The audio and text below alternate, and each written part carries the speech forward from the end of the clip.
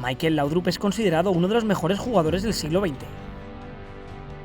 Sus pases sin mirar y sus regates en una baldosa convirtieron al danés en uno de los jugadores más elegantes de la historia. Fue el ojito derecho de Cruyff, era su extensión en el campo y gracias a su visión de juego guió al Dream Team a convertirse en el mejor equipo del mundo. Por otro lado, el rey danés era muy polémico y eso hizo que se perdiera la gesta de su país en la Euro del 92. Hoy nos vestimos de traje porque vamos a conocer la historia de Michael Laudrup, el mago escandinavo.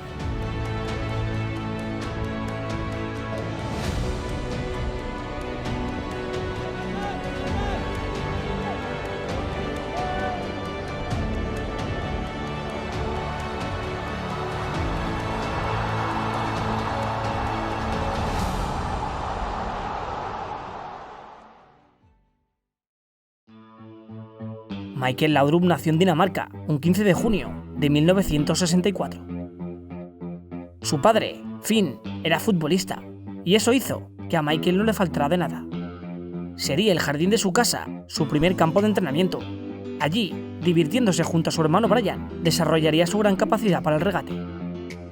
A la edad de 9 años, los hermanos Laudrup se unieron a la cantera del Brøndby. En 1976, su padre fichó por el Blått Club y eso haría que el pequeño Michael terminara su formación allí.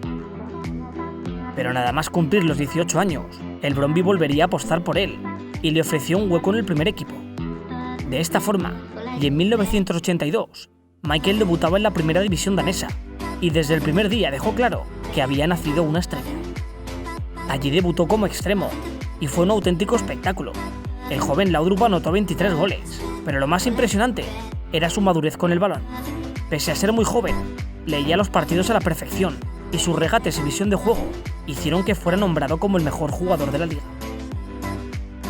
Tras ese magnífico primer año con el Brøndby, Juventus y Liverpool se interesaron por él, ofrecían grandes sumas de dinero y todo era para fichar a la joven perla del momento. Tras pensárselo muy bien, Michael se decantó por la vecchia signora. Laudrup llegaba a Italia con la maleta llena de ilusiones, pero el shock llegaría cuando tras aterrizar en el país transalpino le comunicaron que iba a ser cedido al Lazio. Debido a que la normativa de la Serie A solo permitía tener a 3 extranjeros por equipo, y en aquel momento la Juve ya contaba con Boniek, Bonini y Platini, Laudrup tenía que hacer las maletas.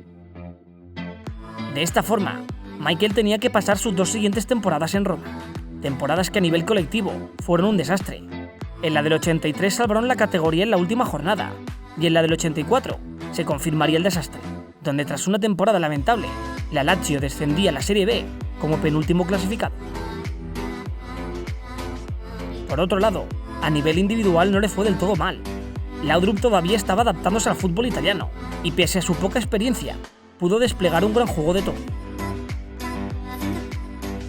Además de eso, en verano del 84, pudo debutar en la Eurocopa con la selección de Dinamarca, donde llegaron a semifinales. Allí cayeron ante España en la tanda de penaltis y Michael causó muy buenas sensaciones.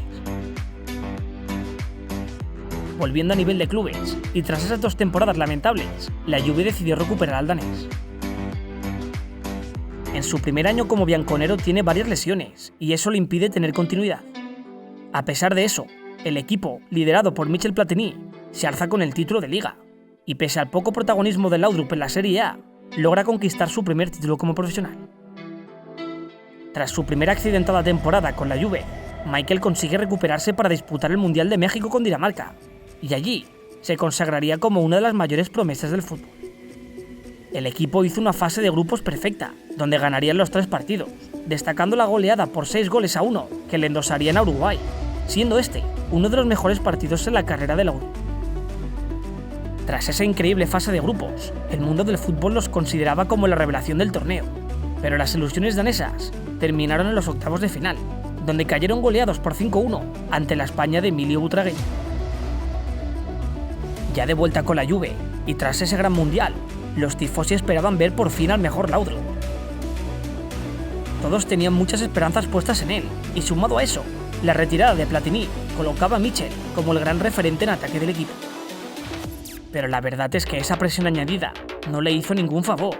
Tan solo tenía 22 años, y la obligación de hacer olvidar a un 3 veces ganador del Balón de Oro perjudicó mucho su nivel.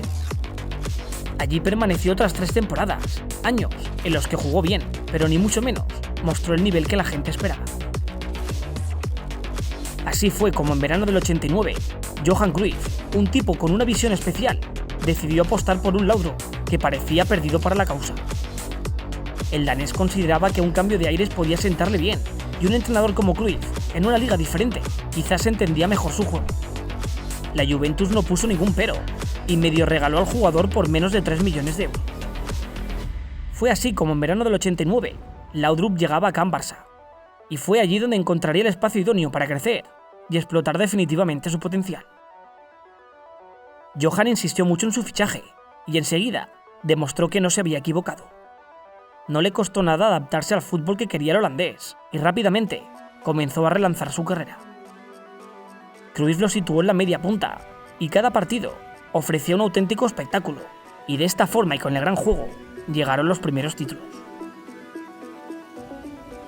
Tras conquistar la ya extinta Recopa de Europa en su primera temporada, Laudrup comenzaba su segundo año en Barcelona, y lo hacía con más ganas que la primera. El equipo se reforzó con jugadores como Hristo Stoichkov, y dominaron el campeonato liguero de principio a fin, dando inicio a una nueva etapa, la del Dream Team.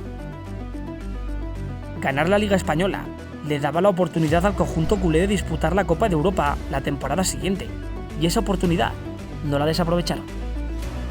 Pese a comenzar muy mal el año, sumando tan solo 4 puntos en las primeras 5 jornadas de liga, el equipo se repuso. Gracias a los pases y goles del danés, los blaugrana se proclamaron campeones de liga por segunda vez consecutiva. Pero la gran alegría llegaría en Europa, donde lograrían conquistar la primera orejona de su historia, derrotando a la Sampdoria en la final por 1-0. De esta forma, el escandinavo se consagraba como pieza fundamental del Dream Team, el mejor equipo del mundo. Su tercera temporada con el Barça resultó un tanto irregular. Pese a eso, los de Cruyff consiguieron alargar su dominio por tercer año consecutivo, donde gracias a una ayudita del Tenerife en la última jornada del campeonato, el Barça se hacía con el título.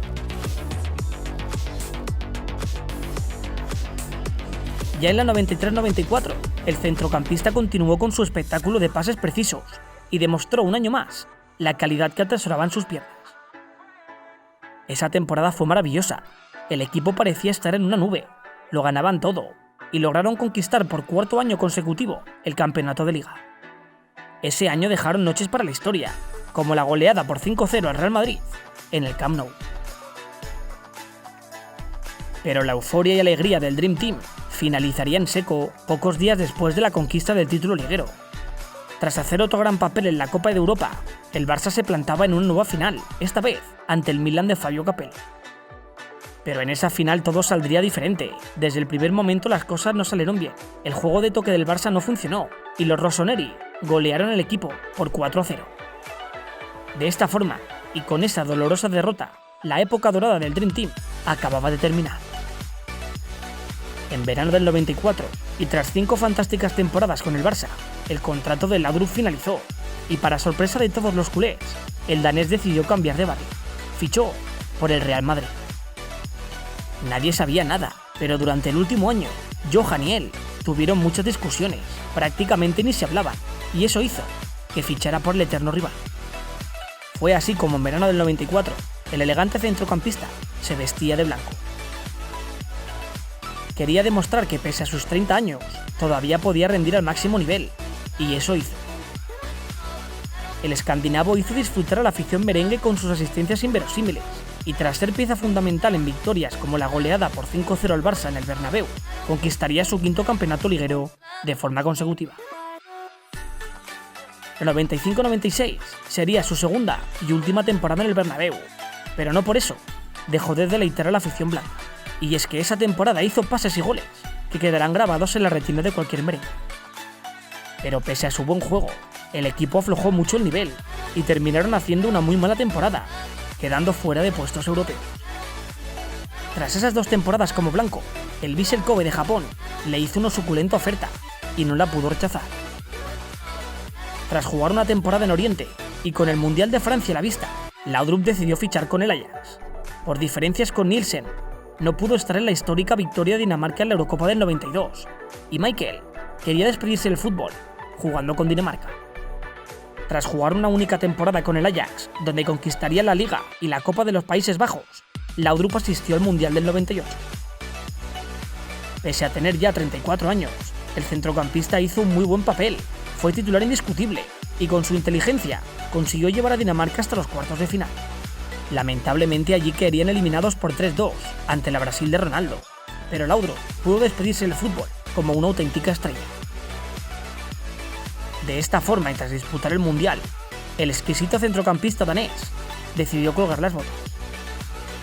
Esta ha sido la historia de Michael Laudrup, el jugador que decidió retirarse como una gran estrella. Fútbol parecía infinito.